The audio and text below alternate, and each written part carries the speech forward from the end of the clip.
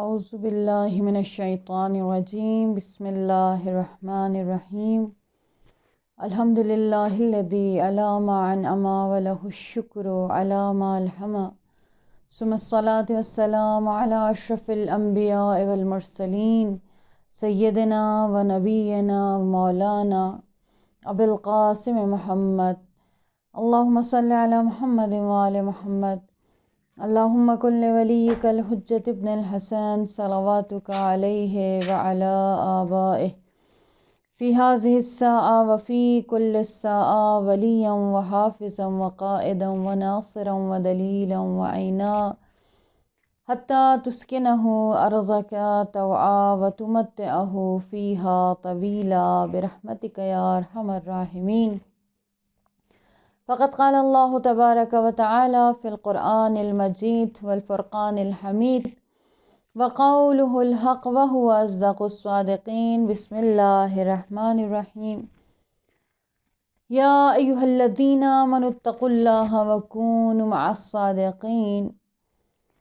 پروردگار عالم کا شکر ہے ان تمام نعمتوں پر جو اس نے ہمیں جاری و ساری رکھی۔ خداوند تبارک و تعالیٰ کی اس کتاب پر پروردگار عالم کا شکر ہے جو اس نے ہم پر نازل کی، ہمارے لیے، ہماری ہدایت کے لیے۔ اور اس کتاب مبین نے، اس کتاب روشن نے ہمیں، ہماری روحوں کو، ہمارے وجود کو وہ شفا عطا کی، اس طریقے سے ہمیں نجات عطا کی، گمراہیوں سے، تباہیوں سے، غلاظتوں سے ہمیں نکال کر نور کی جانب لے کر آیا۔ اور بار بار پروردگار عالم کی درگاہ میں جب ہم دعا کرتے ہیں اللہم نور قلوبنا بالقرآن، خدایا پروردگارہ ہمارے قلوب کو، ہمارے دلوں کو قرآن کے نور سے منور فرما دے، یہ وہ دعا ہے جو ہماری زندگی کے لیے ناگزیر ہے۔ کیونکہ عزیزان من، کربلا میں جو شیوہ تربیت ابا عبداللہ الحسین نے، جناب زینب سلام اللہ علیہ نے، اور اس سے تھوڑا سا پیچھے جا کے اگر ہم دیکھیں جناب زہرا سلام اللہ علیہ، امیر المومنین علیہ السلام، اور رسول خدا صلی اللہ علیہ وآلہ وسلم نے جو شیوہ تربیت اپنایا تھا، جو انداز تربیت اپنایا تھا، وہ یہی تھا کہ قرآن جس طریقے سے آپ کو آگے لے کر آ رہا ہے، اہل بیت علیہ السلام بالکل اسی طریقے سے، اسی انداز میں آپ کو لے کر چل رہے ہیں۔ ان کا ایک ایک قدم، ان کا ایک ایک لمحہ ان کی زندگی کا، ان کی زندگی کے مراحل، ان کی زندگی کو اگر آپ اسٹڈی کریں تو ان کی زندگی کا ہر لمحہ آپ کو وہ درس دے گا کہ انسان کی عقل دنگ رہ جاتی ہے۔ اور اس کی وجہ کیا ہے؟ کیونکہ یہ وہ ہستیاں ہیں جو قرآن کے ساتھ کنیکٹڈ ہیں، کنیکٹڈ رہیں، اور ان کا یہی کنیکشن باعث بنا کہ انہوں نے دنیا کو فتح کیا، کائنات کو تسخیر کیا۔ یہ وہ ہستیاں بن گئیں کہ رہتی دنیا تک ان کا نام و نشان مٹانے کی ہزاروں، لاکھوں، اربوں کوششیں کی جائیں گی، لیکن نہ آج تک کوئی کامیاب ہوا ہے اور نہ ہی انشاءاللہ آگے کوئی کامیاب ہو سکے گا۔ اس کی وجہ کیا ہے؟ قرآن ہے جس نے ان کو وہ کمال و مقام عطا کیا، جس نے کائنات میں موجود انسانوں کے جو امیجنیشن ہے، انسانوں کا جو ایک اسٹیٹس تھا، ایک اسٹینڈرڈ تھا، ان تمام اسٹینڈرڈ اور اسٹیٹس کی دھجیاں اڑا دیں اور بتایا دنیا کو، متوجہ کیا دنیا کو کہ خدا کی درگاہ میں جو مقام انسان کا ہو، ایک وہی مقام ہے جو انسان کو عزت دیتا ہے۔ خداوند تبارک و تعالیٰ کی جو آیت ہے ان اکرمکم عند اللہ اتقاکم کا مصداق بن گئے کہ خدا کے نزدیک وہی مقرب ہیں جو صاحبان تقوی ہیں۔ اور اہل بیت علیہ السلام کی زندگیوں نے ہمیں یہ باور کروایا کہ دنیا میں، دنیا اور آخرت میں، زندگی دنیاوی میں، زندگی اخروی میں کامیابی چاہتے ہو، تقوی اختیار کر لو۔ تمام ان کاموں سے دور ہو جاؤ جن کی طرف تمہیں شیطان کھینچنا چاہ رہا ہے، اور تمام ان کاموں کے قریب ہو جاؤ جن کی جانب قرآن تمہیں لانا چاہ رہا ہے۔ عزیزان من، دنیا میں آج آپ دنیا والوں کو کسی کو موقع دیں گے، کل آپ کو موقع ملے گا۔ آج اگر میں حسد کروں گی، آج اگر میں اپنے ہاتھوں کو بند کروں گی، آج اگر کسی کے لیے میں مشکلات کھڑی کروں گی، کل میرے لیے مشکلات ضرور کھڑی ہوں گی، اور یہ کھڑی کرنے والا کوئی اور نہیں ہوگا، میرا ہی عمل ہوگا جو میرے سامنے ریفلیکٹ ہو رہا ہوگا۔ ہم سمجھتے ہیں کہ کسی نے ہمارے آگے گڑھا کھود دیا، ہمارے لیے گڑھا کھود دیا، لیکن عزیزان من اگر ہم تھوڑا سا اس کے پیچھے چلے جائیں، کہیں نہ کہیں ہم نے کچھ ایسا کیا ہوتا ہے جو باعث بن رہا ہوتا ہے کہ ہمارے سامنے وہ چیز آ رہی ہے۔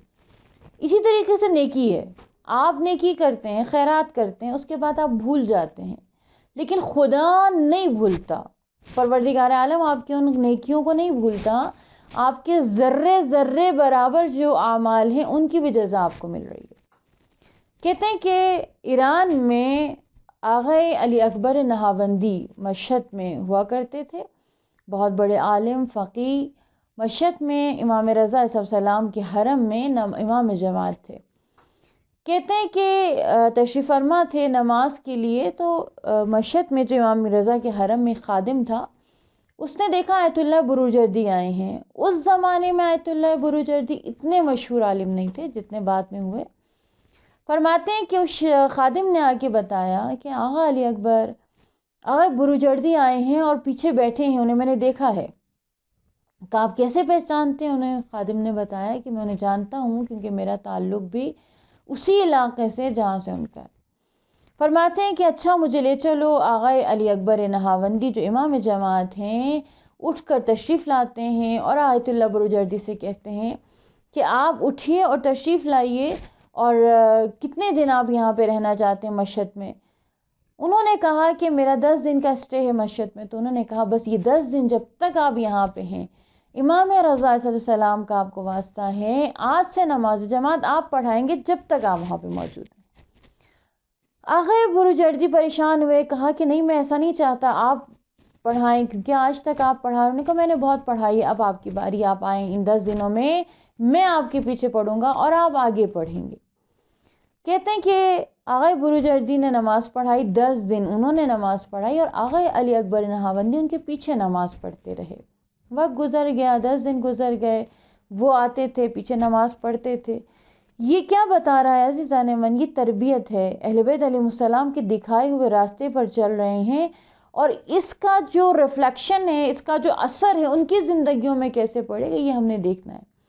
ہماری نظر میں ہر بندہ جو ایک کسی مقام پہ پہنچتا ہے وہ حسود ہو جاتا ہے، سب نہیں ہوتے، کچھ ایسے بھی ہوتے ہیں جو نہ صرف یہ کہ خود آگے پہنچتے ہیں، وہ دوسروں کو اس مقام پر لانے کی کوشش کرتے ہیں جس مقام پر خدا نے ان کو کھڑا کیا ہے۔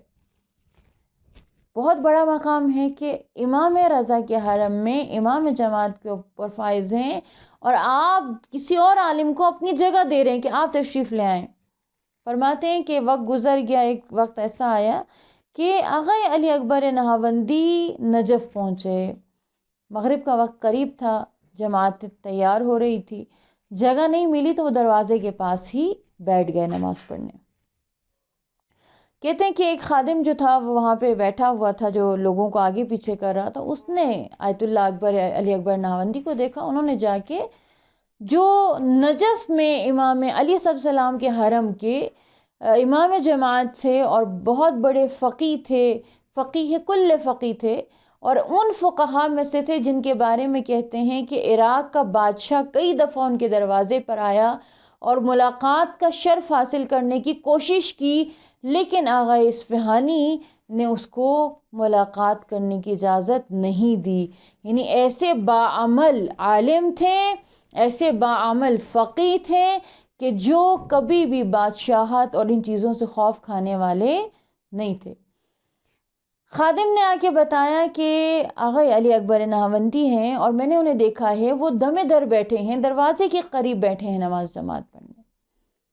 کہتے ہیں کہ یہ اپنی جگہ سے اٹھ گئے اور تشریف لے کے گئے، ان کو بلایا، ان سے ملاقات کی، کہا کتنے عرصے کے لیے آئے ہیں آپ؟ نے کہا 1 مہینے کے لیے ہوں۔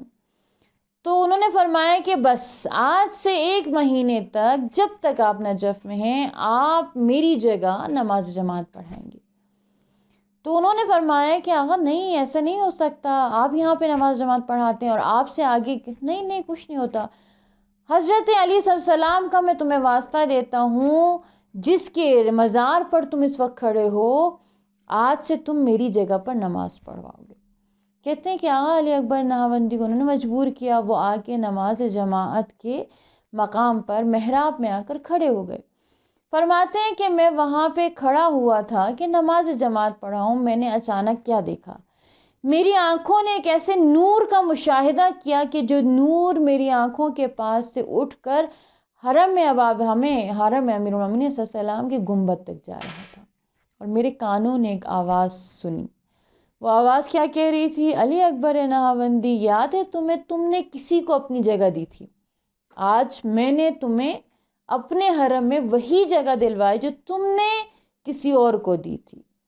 یہ ہے اہل بیت علیہم السلام کی زندگی کا انداز تربیت۔ آپ نیکی کریں گے، آپ کے ساتھ نیکی ہوگی، آپ اچھائی کریں گے، آپ کے ساتھ اچھائی ہوگی، آپ خیرات کریں گے، آپ کے ساتھ خیرات ہیں۔ لیکن اگر آپ مسلسل لوگوں کی زندگیوں میں روڑے اٹکانا چاہیں گے، لوگوں کو خود چاہیں گے کہ کسی کو خراب کریں، عزیزان من، یہ اختیار خدا نے مجھے اور آپ کو نہیں دیا ہے۔ وَتُعِزُّ مَن تَشَاءُ وَتُذِلُّ مَن تَشَاءُ۔ عزت اور ذلت دونوں خدا کے ہاتھ میں ہیں۔ عزت کے طلبگار ہو، عزت دو، خود بخود مل جائے گی۔ لیکن اگر دوسروں کو ذلیل کرو گے، بے عزت کرو گے، تمہیں کبھی عزت نہیں ملے گی، تم کبھی بھی عزت کے خریدار نہیں ہو سکتے۔ کربلا مجھے اور آپ کو کیا بتلا رہی ہے؟ کربلا کا یہ واقعہ، عاشورہ جو آج سے 1400 سال پہلے برپا ہوئی تھی، آپ اس 1400 سال پہلے برپا ہوئی عاشورہ کو دیکھیں اور آج کی دنیا کو دیکھیں۔ میرے جوانوں کے لیے یہی کافی ہے کہ کربلا کو سمجھ جائیں۔ کربلا جس دن سمجھ آ جائے گی، دنیا آپ کو خود بخود سمجھ میں آ جائے گی۔ کربلا میں موجود جوانوں کو اسٹڈی کریں، کربلا میں موجود میری بہنیں، میری بیٹیاں، کربلا میں موجود خواتین کو اسٹڈی کریں اور ان کا انداز تربیت دیکھیں، ابا عبداللہ الحسین کا انداز تربیت دیکھیں، اور پھر آ جائیں امام حسین کی صدا استغاثہ پر کہ امام علیہ السلام صدا استغاثہ بلند کرنے سے پہلے کیا کر رہے ہیں؟ تربیت کر رہے ہیں، ناصرین کی خود تربیت، ان کو بتا رہے ہیں کہ مجھے کس قسم کے ناصرین کی ضرورت ہے، کون ہے جو میری نصرت کر سکتے ہیں اور میرے ناصر بننے کا شرف حاصل کر سکتے ہیں۔ آپ دیکھیں کہ حر کا قافلہ آتا ہے، امام علیہ السلام کا قافلہ روکتا ہے، اور امام جانتے ہیں کہ یہی پانی روکے گا اور تمام معاملات سے باخبر ہے، لیکن وہ قافلہ پیاسا ہے، پیاس کی تشنگی کے عالم میں وہ آتا ہے، اور میرا مولا امام حسین علیہ السلام ارشاد فرماتے ہیں، عباس مشکیزوں کے منہ کھول دو اور ان کے تمام سپاہیوں کو پانی پلاؤ، یہاں تک کہ حر کے لشکر کے گھوڑوں کے آگے بھی پانی رکھو، اور جب تک وہ خود منہ نہ اٹھائیں مشکیزہ ان کے سامنے سے مت ہٹانا۔ جتنا ہو سکتا ہے سیراب کرو انہیں۔ کنہیں سیراب کر رہا ہے حسین؟ انہیں جنہوں نے ان پر پانی بند کرنا تھا۔ کنہیں عطا کر رہا ہے حسین؟ جنہوں نے ان سے ان کی زندگیوں کا حق چھیننا تھا۔ عزاداران ابا عبداللہ الحسین، ہمیں حسین کا ہر قدم، ہر لمحہ درس دیتا ہوا جا رہا ہے۔ حسین کا کوئی بھی قدم ایسا نہیں تھا کہ آپ کہیں کہ بس ہو گیا، نہیں، حسین کا ہر ایک قدم تربیت کی طرف تھا۔ جیسے مختلف انہی عزاداری اور مجالس میں بار بار آپ کو متوجہ کرتی رہی ہر مقام پہ کہ جناب زینب یہ سٹیپ اٹھا رہی ہیں، کیوں اٹھا رہی ہیں؟ بی بی زینب سلام اللہ علیہا کے ہر کام کے پیچھے کیا اسٹریٹجی موجود تھی؟ ہم اگر جناب زینب سلام اللہ علیہا کی طاقت اور جرت کو دیکھیں، میرے اور آپ کے لیے بہت اہم درس زینب کی زندگی میں موجود ہے۔ عزیزان من، ہم جوان ہیں، ہمارے اندر انرجیز موجود ہیں، ہمارے اندر پاور موجود ہے۔ ہم دیکھیں، ہم اللہ کا شکر ہے اپنی زندگیوں میں اچھی جگہ پر مصروف ہیں، کوئی نہ کوئی کام ہم کر رہے ہیں، اس کے باوجود زندگی میں آنے والی چھوٹی چھوٹی مشکلات اور مصائب کی وجہ سے ہم اپنی زندگی میں بہت سے کام جو ہم کر سکتے ہیں ہم نہیں کر پاتے۔ ریزن کیا ہے؟ بہانے۔ میرے گھر میں یہ مشکلات ہیں، میرے گھر میں غربت ہے، میری مشکلات ہیں، میں اگر ایک اسٹوڈنٹ ہوں، بچی ہوں، تو میں ٹیوشن میرے ماں باپ افورڈ نہیں کر سکتے، وہ مجھے ایسے کپڑے نہیں لا کے دے سکتے، مجھے ایسا موبائل نہیں لا کے دے سکتے۔ اگر بیٹا ہے تو اس کے اپنے مسائل ہیں، پڑھنا ہے، کام کرنا ہے، لیکن بہانے کیا ہیں کہ میرے والدین میرے فرینڈ کی طرح جو اس کے والدین کرتے ہیں وہ نہیں کرتے، بہت ساری ہماری ایکسکیوزز ہیں جو ہم پیش کر دیتے ہیں۔ میرے گھر میں میرے پاس لیپ ٹاپ نہیں ہے، میرے پاس موبائل نہیں ہے، میرے پاس انٹرنیٹ نہیں ہے، میرے پاس یہ نہیں ہے، وہ نہیں ہے، بہت سارے ایکسکیوزز ہیں جو ہم نے اپنے لیے مہیا کیے ہوئے ہیں۔ چلیے کربلا کی طرف، زینب کی درگاہ میں چلتے ہیں، زینب کی درسگاہ میں جاتے ہیں اور زینب سے پوچھتے ہیں بی بی آپ کی زندگی میں اگر ایکسکیوزز آپ پیش کرتی تو آپ کے پاس تو واقعاً ایسے ایکسکیوزز موجود تھے جو واقعاً ایکسکیوز تھے، ہم نے تو ایکسکیوزز بنائے ہوئے ہیں، لیکن اگر زینب بنانا چاہتی تو زینب کے پاس تو واقعاً مسائل تھے۔ 72 شہداء کو صبح سے شام تک میں دیکھنا چھوٹی بات نہیں، بیٹوں کا کھونا، بھائیوں کا کھونا، اپنے تمام تر انصار و آوان کا کھو دینا، خیموں کا جلنا، بچوں کا گھوڑوں کی ٹاپوں کے تلے آ کر شہید ہو جانا، ایک بیمار بھتیجے کا ساتھ ہے، بچوں کا ساتھ ہے، اور زینب اکیلی تنہا سپہ سالار لشکر بن چکی ہے۔ اس وقت بوڑھی ہے زینب، جناب زینب سلام اللہ علیہا کی عمر 58 سال بیان کرتے ہیں۔ اس عمر میں جناب زینب سلام اللہ علیہ کربلا کی شام غریباں اور کوفہ و شام کے بازار و دربار میں مجھے اور آپ کو سکھا رہی ہے کہ زندگی ایکسکیوزز کو دیکھ کر دب جانے کا نام نہیں ہے، زندگی مشکلات سے گھبرا کر بیٹھ جانے کا نام نہیں ہے۔ عقل مند وہ نہیں ہے جو جیسے کہتے ہیں نا کہ بعض اوقات آپ دیکھتے ہیں کہ کبوتر جو ہے جب دیکھتا ہے بلی اس کی بالکل قریب آ گئی تو وہ آنکھیں بند کر کے بیٹھ جاتا ہے کہ اب یہ مجھے کھا جائے گی اور اس کے علاوہ کوئی اور چارہ نہیں ہے۔ ہم جو لوگ ایکسکیوزز پیش کر کے زندگی میں انرجیٹک ہونے کے بجائے، اپنے معاملات کو حل کرنے کے بجائے جب ہم یوں بیٹھ جاتے ہیں کہ بس اب جو ہونا ہے ہو جائے، ہماری مثال اسی کبوتر کی مانند ہے۔ اس کبوتر کو خدا نے پر بھی دیے تھے، پرواز کر سکتا تھا، حالانکہ بلی کے پاس پر موجود نہیں تھے، لیکن اس نادان نے کیا کیا، اس نے اپنے پاس موجود طاقتوں کو کیا کیا، اس نے سوچا کہ نہیں اب میرے پاس موت کے علاوہ کوئی اور چارہ نہیں، اور وہ خود موت کے منہ میں چلا گیا۔ ہم جب یہ کام کرتے ہیں ایکسکیوزز ایکسکیوزز ایکسکیوزز، اور پھر ہم کیا کرتے ہیں، اپنے ہاتھوں میں کلہاڑی مار دیتے ہیں، اپنے پیروں میں کلہاڑی مار دیتے ہیں، اور ایک وقت ایسا آتا ہے کہ ہمارے پاس سب کچھ ہوتے ہوئے کچھ بھی نہیں ہوتا۔ زینب کیا سکھا رہی ہے ایسے بچوں کو، ایسی بہنوں کو، ایسی بیٹیوں کو؟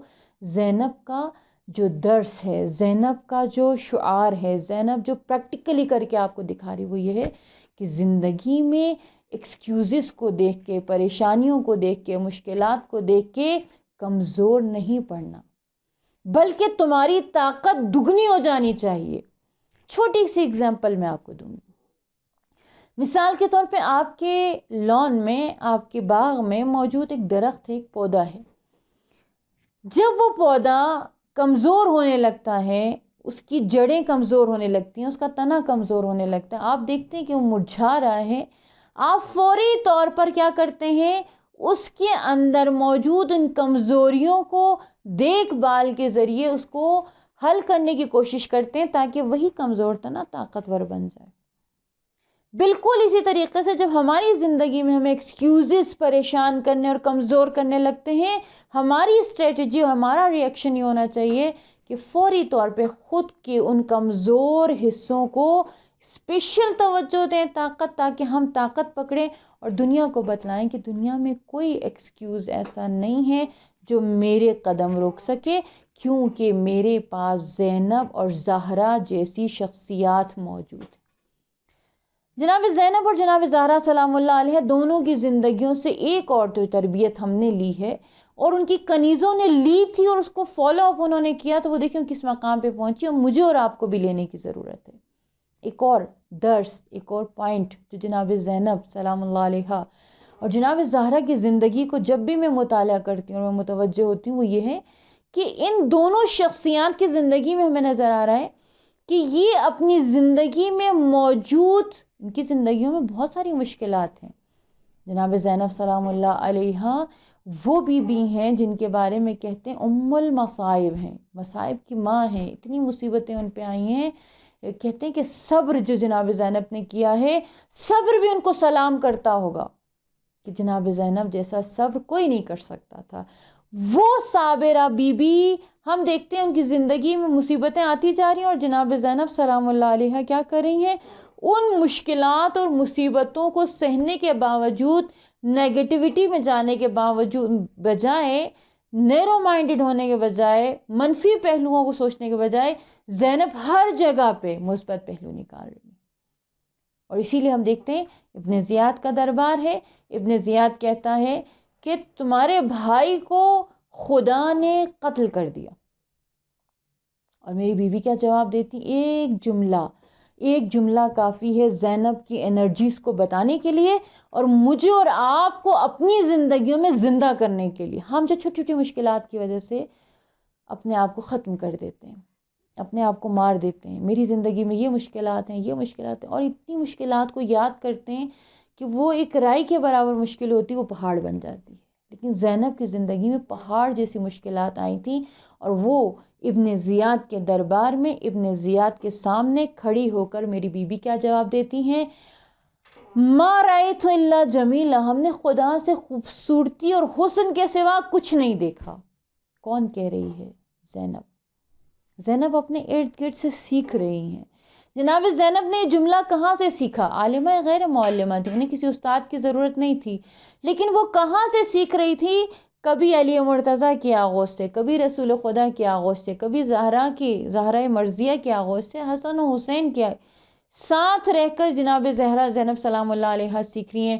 انہوں نے پڑھا کہیں سے نہیں، کسی استاد کے پاس نہیں پڑھا، لیکن اپنے ان پنجتن میں موجود تمام تر پازیٹیوٹیز کو زینب نے اپنے وجود میں اکٹھا کر لیا تھا، اور پھر وہ کیا بنی؟ زینب بنی، ایسی زینب بنی جو آج تک تاریخ اس خاتون پر حیران ہے۔ دنیا میں بڑے بڑے رستم جہان آئے، بڑے بڑے پہلوان آئے، بڑے بڑے لوگ آئے جنہوں نے دنیا میں تاریخ رقم کرنا چاہی، لیکن زینب نے جو تاریخ رقم کی وہ دنیا میں آج تک نہ کوئی کر سکا ہے، نہ کوئی کر سکے گا۔ صرف 2 چیزیں زینب کی یاد رکھیں، یہ میری پیاری پیاری پیاری بہنوں کے لیے، میرے بھائیوں کے لیے، بچوں کے لیے، بیٹیوں کے لیے، صرف 2 چیزیں زینب کی یاد رکھیں۔ ایک، زندگی میں کبھی بھی کسی چیز کو ایکسکیوز بنا کے اپنے آگے بڑھنے کے راستوں کو مسدود نہ کریں، سٹاپ نہ ہوں، سٹاپ کا بٹن نہ لگا دیں کہ یہاں سے آگے میں نہیں جا سکتی، یہ میری لیمٹس ہے۔ نہیں، آپ کو پروردگار عالم نے خلق کیا ہے تاکہ آپ دنیا کو تسخیر کر سکیں، اشرف المخلوقات ہیں ہم، اور انسان کی پاورز اتنی ہیں کہ دنیا میں کوئی انسان کی پاورز کا مقابلہ نہیں کر سکتا۔ دوسری چیز سیکھنا ہے آپ نے، اسکول اور کالج جا کے صرف آپ نہیں سیکھ سکتے، سیکھنا ہے آپ نے اپنے ارد گرد موجود لوگوں کے اندر موجود پازیٹیوٹیز کو اڈاپٹ کریں، نیگیٹیوٹیز کو چھوڑیں۔ ہمارا مسئلہ یہ ہے، ہم لوگوں میں موجود نیگیٹیوٹیز کو اڈاپٹ کرتے ہیں اور پازیٹیوٹیز کو چھوڑ دیتے ہیں، اسی لیے ہم ہمیشہ مشکلات کا شکار ہیں۔ کبھی ہمارے رشتہ داروں کے مسائل ہیں، کبھی عزیز و اقربا کے مسائل ہیں، کبھی ہمسایوں کے، کبھی ہم دوستوں کے، بہت سارے مسائل ہماری زندگیوں میں ہم دیکھ رہے ہوتے ہیں، حالانکہ ان سارے مسائل کی جڑ چھوٹی چھوٹی غلط فہمیاں، چھوٹے چھوٹے سے مس انڈرسٹینڈنگز ہوتی ہیں، اور ان سب کا سرچشمہ یہ ہے کہ ہم ہر شخص کے اندر موجود ہزاروں پازیٹیوٹیز کو چھوڑ کر ایک نیگیٹیوٹی کو اڈاپٹ کر رہے ہوتے ہیں، اور ہم سمجھتے ہیں کہ یہ بندہ مکمل طور پر غلط ہے، اس کے اندر خیرات کی تو کوئی گنجائش ہی نہیں ہے۔ یاد رکھیں عزیزان من، یہ ایک جملہ، یہ ایک لفظ، جب خدا ہمیں ہماری تمام تر برائیوں کے باوجود ہمیں اپنا لیتا ہے، ہمیں اتنا کچھ عطا کرتا ہے کہ جس کی ہم قابلیت بھی نہیں رکھتے، تو کیا ہم اپنے ارد گرد موجود لوگوں کی خطاؤں کو معاف نہیں کر سکتے؟ کیا ہم اپنے ارد گرد موجود لوگوں کی خطاؤں سے صرف نظر نہیں کر سکتے؟ کیا ہم اسے نظر انداز نہیں کر سکتے؟ جناب زہرا سلام اللہ علیہ کی زندگی کا ایک اصول تھا، میری بیوی فرماتی ہیں، میں نے کبھی خدا سے شکایت نہیں کی، اس کی وجہ یہ ہے کہ میں جانتی ہوں کہ خدا نے جو کچھ مجھے دیا ہے وہی میں ڈیزرو کرتی تھی۔ اگر میری زندگی میں جو کچھ مصیبتیں آئی ہیں مجھ میں اگر ان کی قابلیت اور اہلیت نہ ہوتی تو خدا کبھی ان مشکلات میں مجھے مبتلا نہ کرتا۔ عزیزان من، کربلا کا ہر لمحہ، کربلا میں زینب کی زندگی کا ایک ایک لمحہ، زینب کا ایک ایک سٹیپ ہمیں بتا رہا ہے کہ جناب زینب سلام اللہ علیہا اپنی تمام تر مصیبتوں میں گزرنے کے باوجود وہ لوگوں کو تعلیم دے رہی ہیں ہر سٹیپ۔ روایت کہتی ہے کہ جب یہ قافلہ کوفہ کے بازار میں پہنچا، کہتے ہیں کہ ایک خاتون آگے آئیں، اور اس خاتون نے آگے آنے کے بعد، کیونکہ تاریخ میں یہ الفاظ موجود ہیں کہ جب یہ قافلہ کوفہ کے بازار میں بھی آیا تھا، کوفہ کا بازار بھی تیار کیا گیا تھا، چھتوں پہ لوگ موجود تھے، بازاروں میں خواتین و بچے و مرد موجود تھے استقبال کے لیے۔ ایک خاتون آگے آئیں اور انہوں نے آگے آ کر دیکھا کہ جناب سکینہ کو پیاس لگی اور وہ اپنی پھوپھی اماں سے پانی مانگ رہی تھی۔ جناب سکینہ کی پیاس کا دیکھتے ہی وہ خاتون گئیں، گھر سے پانی لے کر آئیں کوزے میں، اور پانی لا کر جناب سکینہ کو دیا۔ جناب سکینہ 4 سال کی بچی ہیں عزیزان من، اور وہ 4 سال کی بچی جس کے ہاتھ میں پانی کا کوزہ ہے، پانی کو وہ جو اتنی تشنا ہے، اتنی پیاسی ہے سکینہ، جیسے ہی کوزہ اپنے ہونٹوں سے لگاتی ہیں وہ بی بی کہتی ہیں کہ آپ پانی پی لو پھر ہمارے لیے دعا کر دینا۔ سکینہ نے فوراً کوزہ اپنے ہونٹوں سے ہٹایا اور سوال کرتی ہیں کہ پہلے آپ اپنی حاجت بتائیں، پہلے میں دعا کروں گی اور پھر میں پانی پیوں گی۔ عزاداران ابا عبداللہ الحسین، یہ وہ گھرانہ ہے جس کی ایک 4 سال کی بچی بھی کہتی ہے کہ پہلے میں آپ کے لیے دعا کروں گی پھر میں پانی پیوں گی۔ اس گھر کے بڑوں کی سخاوت کو آپ کہاں دیکھتے ہیں؟ وہ خاتون کہتی ہیں کہ ایک تو دعا میری یہ ہے، آپ خدا کی درگاہ میں دعا کریں کہ پروردگار میرے بچوں کو آپ کی طرح یتیم اور اسیر نہ کرے۔ سکینہ نے اپنے ننھے ننھے ہاتھوں کو آسمان کی طرف بلند کیا، خدا کی درگاہ میں دعا کرتی ہیں، پروردگارا اس خاتون کے بچوں کو ہماری طرح یتیم اور اسیر نہ کرنا۔ کہا کہ دوسری دعا بتاؤ؟ کہتی کہ میری دوسری دعا یہ ہے، آپ دعا کرو کہ مجھے مدینے کی زیارت ہو جائے۔ اغیار کے شہر میں اپنے شہر کا نام سنتے ہی زینب متوجہ ہوئی، فرماتی ہیں کہ مدینہ کیوں جانا چاہتی ہو؟ وہ بی بی کہتی میرے رسول کا شہر ہے۔ زینب کہتی رسول تو نہیں رہے آپ کے؟ کہتی میرے مولا علی کا شہر ہے۔ بی بی نے فرمایا مولا علی بھی نہیں رہے۔ کہتی میری بی بی زہرا کا شہر ہے۔ میری بی بی فرماتی ہیں اب تو زہرا بھی نہیں رہی۔ بی بی کہتی ہیں کہ میرے حسن کا شہر ہے۔ جناب زینب فرماتی ہیں اب تو حسن بھی نہیں رہے۔ تو وہ بی بی کہتی ہیں کہ میرے حسین کا شہر ہے، میرے حسین موجود ہیں، میں اپنے آقا سے ملنے جانا چاہتی ہوں، میں اپنی بی بی جناب زینب کی زیارت کے لیے جانا چاہتی ہوں۔ جناب زینب نے اپنے بالوں کو ہٹایا، متوجہ ہوئی، کہتی ہیں ام حبیبہ تجھے اپنے آقا حسین کی زیارت کے لیے مدینہ جانا ہے نا؟ وہ دیکھ سر نیزہ پر حسین کا سر سوار ہے، میں زینب کبریٰ ہوں، میری زیارت کر لے کہ میں تیرے شہر میں آ چکی ہوں۔ الا لعنت اللہ علی القوم الظالمین سیظلمونہم من الاولین والآخرین۔